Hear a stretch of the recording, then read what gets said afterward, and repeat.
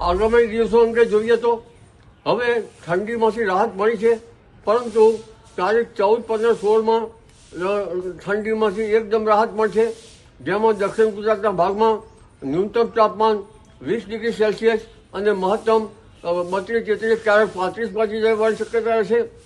સામાન્ય ઠંડી જોવા જઈએ તો કચ્છના કોઈ ભાગમાં અને ઉત્તર ગુજરાત કોઈ ભાગમાં તારીખ 14 સુધીમાં રહી શકે છે, પરંતુ હવે ધીરે ધીરે ઠંડીમાં રાહત મળશે, જેમાં મધ્ય ગુજરાતના ભાગો, ઉત્તર ગુજરાતના ભાગો, કેટલાક ઉત્તર ગુજરાતના ભાગો, અમદાવાદના ભાગોમાં ન્યૂનતમ તાપમાન વધવાની શક્યતા છે. ઉપરાંત સૌરાષ્ટ્રના કેટલાક ભાગમાં ન્યૂનતમ તાપમાન વધવાની શક્યતા છે. ત્યારબાદ પશ્ચિમ સૌરાષ્ટ્રના ભાગમાં ન્યૂનતમ તાપમાન વધવાની શક્યતા છે. કેટલાક ભાગમાં ન્યૂનતમ તાપમાન લગભગ 18 ડિગ્રી સેલ્સિયસ જેવું થવાની શક્યતા રહેશે અને મહત્તમ તાપમાન ક્યારેક 34 કે તેથી ઉપર જવાની શક્યતા રહેશે.